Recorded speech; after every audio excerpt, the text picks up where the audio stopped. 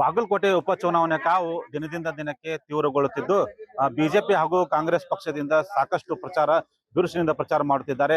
ಬನ್ನಿ ಈಗ ಬಿಜೆಪಿ ಪಕ್ಷದ ಅಭ್ಯರ್ಥಿ ಆಗಿರುವಂತಹ ವೀರಣ್ಣ ಚರಂತಿಮಠ ಅವರ ಪತ್ನಿ ರಾಜೇಶ್ವರಿ ಚರಂತಿಮಠ ಅವರು ಸಹ ತಮ್ಮ ಪತಿಯ ಗೆಲುವಿಗಾಗಿ ಸಾಕಷ್ಟು ಶ್ರಮಿಸುತ್ತಾರೆ ಮತ್ತು ಏನೆಲ್ಲ ಪ್ರಚಾರ ಮಾಡುತ್ತಾರೆ, ಯಾವ ರೀತಿ ಪ್ರಚಾರ ಮಾಡ್ತಾರೆ ಅಂತ ಕೇಳೋಣ ಬನ್ನಿ. ಅವರು ಪ್ರತಿನಿತ್ಯ ಬೆಳಗ್ಗೆಯಿಂದ ಒಂದು ಏರಿಯಾದಲ್ಲಿ ಮತ್ತು ಸಾಯಂಕಾಲ ಮತ್ತೊಂದು ಏರಿಯಾದಲ್ಲಿ ಹೋಗಿ ಪತಿಯ ಪರವಾಗಿ ಒಂದು ಪ್ರಚಾರ ಮಾಡಿದ್ದಾರೆ.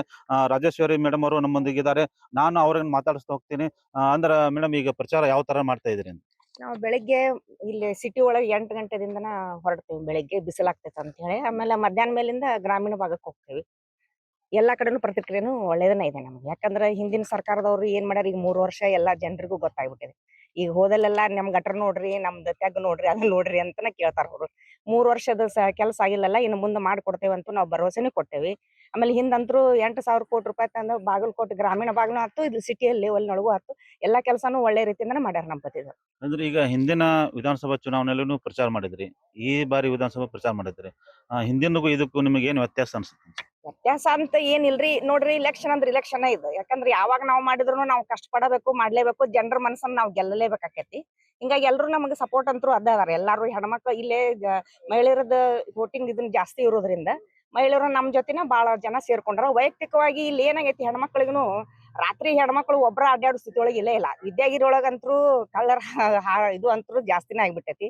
ಹಿಂಗಾಗಿ ಎಲ್ಲಾರ್ಗು ಇವ್ರ ಬಿಜೆಪಿನ ಗೆಲ್ಬೇಕನ್ನುವಂತ ಅಭಿಲಾಷೆ ಎಲ್ಲರಿಗೂ. ಈಗ ಮಹಿಳೆಯರು ಹೆಚ್ಚಾಗಿದ್ದಾರೆ ಅಂತ ಹೇಳಿದ್ರಿ. ಕಾಂಗ್ರೆಸ್ ಪಕ್ಷ ಗ್ಯಾರಂಟಿ ಯೋಜನೆ, ಸ್ತ್ರೀ ಶಕ್ತಿ ಯೋಜನೆ ಮತ್ತು ಪ್ರತಿ ತಿಂಗಳ 2,000 ರೂಪಾಯಿ ಗೃಹಲಕ್ಷ್ಮಿ ಯೋಜನೆ ಮಾಡ್ತೇವೆ. ಅದು ಏನು ಕಾಂಗ್ರೆಸ್ ಪರಿಣಾಮ ಬಿದ್ದು ಕಾಂಗ್ರೆಸ್ ಗೆಲ್ಬಹುದು ಅನ್ಸುತ್ತೆ ಏನು ನಿಮಗೆ?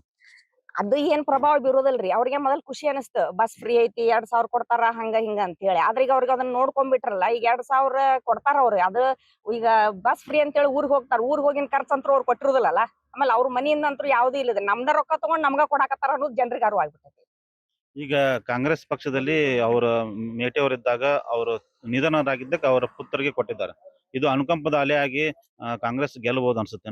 ಅನುಕಂಪದ ಅಲೆ ಅಂತೂ ಇಲ್ಲ ಅಂತ ಅನಸ್ತೈತ್ರಿ. ಯಾಕಂದ್ರ ಇಲ್ಲೇ ಅವ್ರದ್ದು ವಯಸ್ಸಿನ ಅನುಗುಣವಾಗಿ ಅವ್ರದ್ದು ಇದು ಬಂದಿದ್ದಂತೂ ಇರ್ತೈತಿ. ಅದ್ರ ಬಗ್ಗೆ ನಮಗೂ ಅನುಕಂಪ ಇದೆ. ಏನೋ ಒಂದ್ ತಂದೆ ಸ್ಥಾನದಾಗ ಅದಾರಲ್ಲ, ನಮಗೂ ಅನುಕಂಪ ಇದ್ದೇ ಇರ್ತೈತಿ. ರಾಜಕೀಯನ ಬೇರೆ, ಅದೇ ಬೇರೆ ಅಂತ ನನ್ಗ ಅನಿಸ್ತೈತಿ. ಈಗ ನಿಮ್ಮ ಪತಿಯವರು ನೇರ ನುಡಿ ಮಾತುಗಾರರು, ಸರಳ ವ್ಯಕ್ತಿಗಳು ಅಂತ ಕೇಳಿ ಬರ್ತಾ ಇದೆ. ಅವ್ರ ಬಗ್ಗೆ ನೀವೇನ್ ಹೇಳೋದು ಇಚ್ಛೆ? ನೋಡ್ರಿ, ಮುಖದ ಮೇಲೆ ಹುಲಿ ಅಂತ ಇರ್ಬೋದು ಅವ್ರು, ಆದ್ರ ಹೃದಯದೊಳಗ ಆಕಳಿದ್ದಂಗ ಅದಾರ.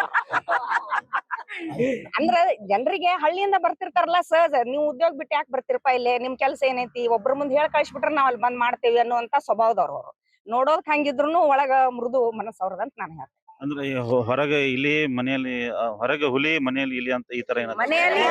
ಮನೆಯಲ್ಲಿ ಇಲಿ ಅಂದ್ರೇನು, ಮನೆಯೊಳಗಲ್ಲ, ಮನಸ್ಸೊಳಗ ಆಕಳ ಸ್ವಭಾವ ಅವ್ರದು. ಮನಸ್ಸೊಳಗ ಹೆಚ್ಚಿನದು ಸಿಟುಕು ಸ್ವಭಾವದವರಂತ ಬಹಳಷ್ಟು ಒಂದು ಕಾರ್ಯಕರ್ತರು ಹೇಳ್ತಾ ಇದ್ದಾರೆ. ಏನೋ ಸ್ವಲ್ಪ ನೇರ ನುಡಿವಾಗಿ ನಿಷ್ಠುರವಾದಿ ಅಂತ ಹೇಳಿ ಬರ್ತಾ ಇರ್ತಾರೆ. ಅದಕ್ಕೆ ನೀವು ಅದ್ರ ಬಗ್ಗೆ ಏನ್ ಹೇಳ್ತೀರಾ? ಇದ್ದಿದ್ದನ್ನ ಇದ್ದಂಗ ಹೇಳ್ಬೇಕಲ್ರಿ. ಸುಮ್ನ ಭರವಸೆ ಕೊಟ್ಕೊಂತ ಹೋಗುದ್ರಾಗ ಅರ್ತಿರೋದಲ್ಲ. ಕೆಲಸ ಆಕೇತಿ ಅಂದ್ರ ಆಕೇತಿ, ಇಲ್ಲ ಅಂದ್ರ ಇಲ್ಲ ಅನ್ನೋದಂತ ಸ್ವಭಾವ. ಈಗ ನಿಮ್ಮ ಪತಿಯವರ ಬಗ್ಗೆ ನಿಮ್ಗೆ ಯಾವ ತರ ಹೆಮ್ಮೆ ಇದೆ? ಹೆಮ್ಮೆ ಅಂದ್ರೆ ಇಲ್ಲಿ ಕೆಲಸ ಇಷ್ಟು ಮಂದಿ ಜನರೆಲ್ಲಾರು ಸಪೋರ್ಟ್ ಕೊಡ್ತಾರಲ್ಲ, ಅದ ನನ್ಗೆ ಹೆಮ್ಮೆ.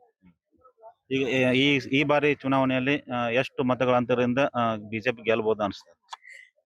ಅಂದಾಜ್ 20,000 ರಿಂದ 25,000 ಅಂತರದಿಂದ ಗೆಲ್ಲಬಹುದಂತ ನಮ್ಮ ಅನಿಸಿಕೆ. ಇದು ಏನು ರಾಜೇಶ್ವರಿ ಚರಂತಿಮಠ ಅವರ ಒಂದು ತಮ್ಮ ಅಭಿಪ್ರಾಯ ವ್ಯಕ್ತಪಡಿಸಿದ್ದಾರೆ. ಆನಂದ್, ಅಶ್ವಯೋಗ ನ್ಯೂಸ್, ಬಾಗಲಕೋಟೆ.